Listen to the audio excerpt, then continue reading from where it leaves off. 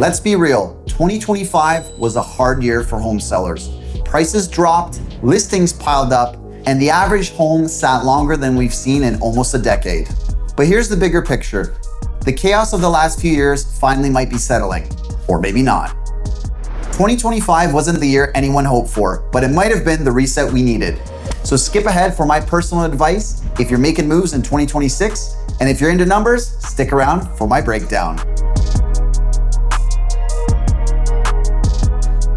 In 2025, only 6,177 homes sold across Waterloo region. Now I say only because that's more than 25% below the 10-year average. A clear sign that many buyers sat on the sidelines last year. So if we look at overall volume of sales, we're down almost 9% if we compare to 2024. This is the lowest volume of sales we've seen since 2013, aside from the pandemic year. Let's break it down, starting with what sold in December. 192 detached homes sold, on par with December 2024. 26 semis, up 24%. 52 townhomes, down almost 40%. And 35 condos, down almost 15%. If we zoom out to the full year, almost 3,800 detached homes sold, down almost 8%. 484 semis, basically on par with 2024. 1,174 townhomes, down almost 15%. And 727 condos, down almost 12%. Condos were just taking a beating. The average sale price across all property types in December landed at just under $717,000, down almost 6% from the year before. Here's how December broke down by property type.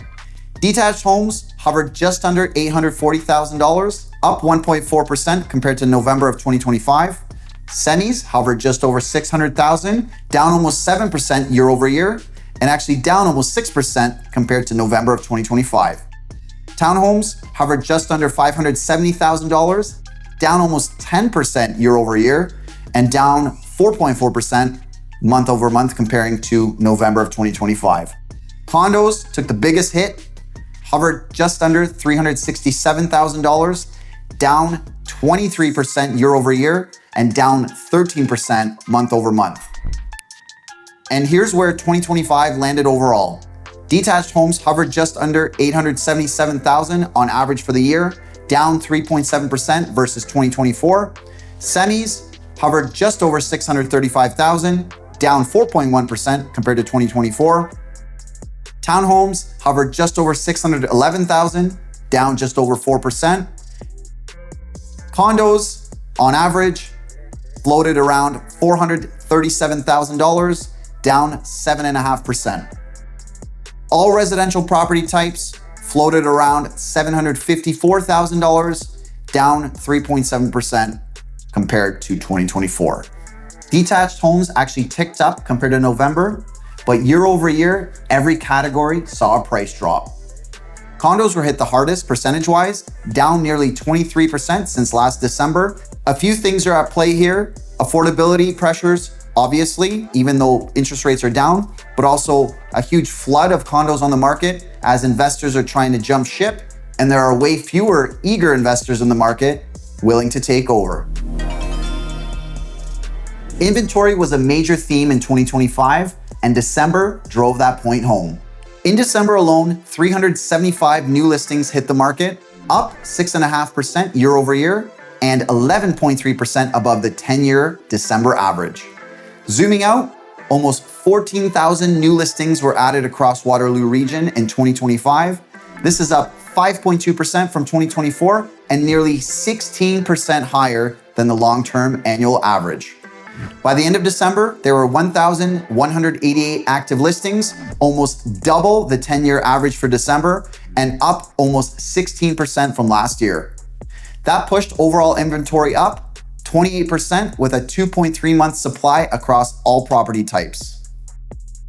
Condos carried the most inventory at 4.9 months, followed by townhouses at 3 months, and detached homes fell to 1.7 months.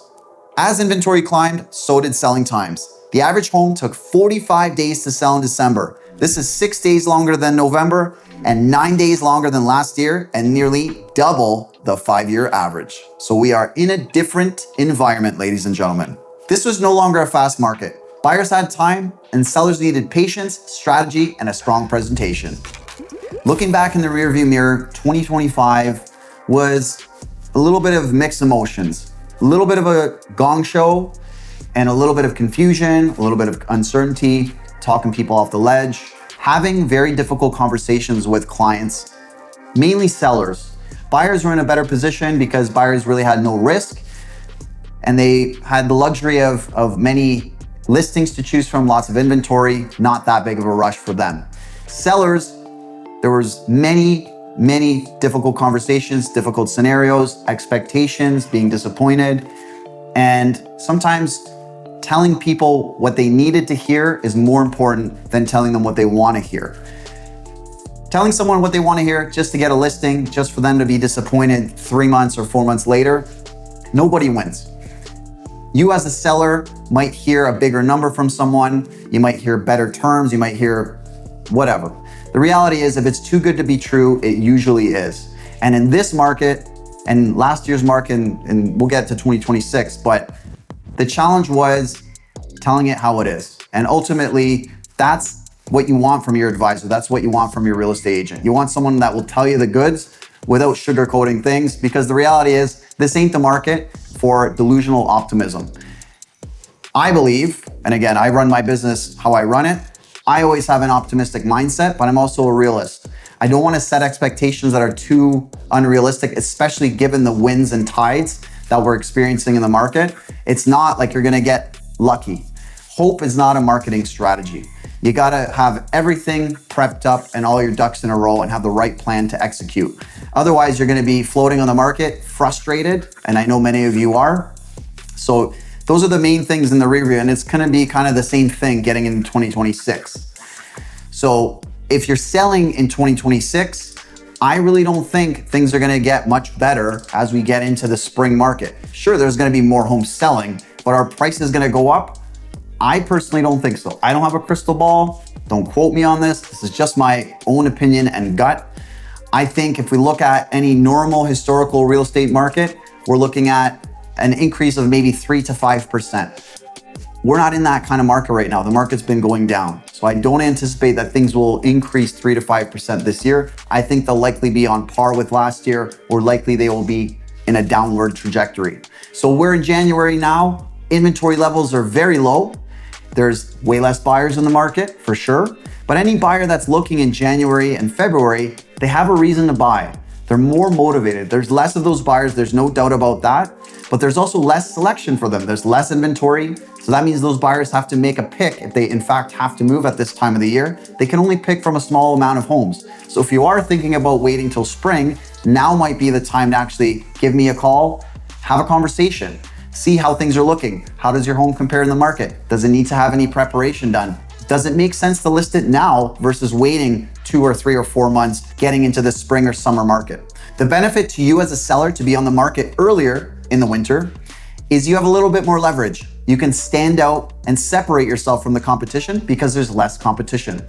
So buyers that are serious and your home shows well, it's presented well, it's priced correctly, you're gonna have an advantage in this market because buyers have all eyes on your home. Now, if you've got a beautiful lot or you have a specific type of property that will show better in the spring or the summer, you've got a pool, etc.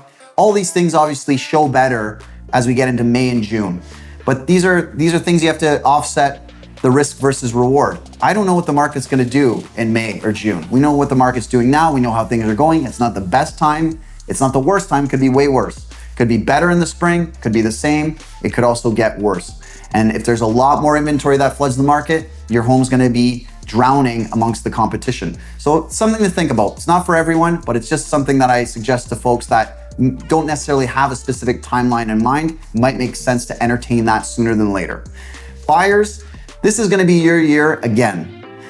Interest rates are stabilizing. They've went down over the last couple years. Prices are also down. So you're getting into a more favorable position as time goes on. The next interest rate announcement is gonna be at the end of January. The following one will be in March. I don't think these interest rate cuts make that big of a difference. In fact, I think the market, there's a lot of other factors and levers that have a bigger impact on prices. A lot of that is also sentiment. When people think that prices are falling and prices are going down, buyers are a little bit more hesitant. They don't necessarily want to jump in. But at the end of the day, life goes on. Folks gotta buy homes, they're getting transferred for work, they're getting divorced, sadly. Their kids are moving on to school, university, post-secondary, and it's too much house. They gotta sell, get into something a little bit more manageable. So life goes on. It doesn't really matter the time of the year, the day of the year, things keep moving along. It's just the folks that don't necessarily need to make a move. Those folks might be a little bit more influenced by the tide and the winds. So if you're buying this year, don't be too eager. Obviously, there's gonna be homes that are priced very low and there's multiple offers. Like we had many of those listings last year, and many listings in the market still had multiple offers last year, and they still will have multiple offers this year, I think.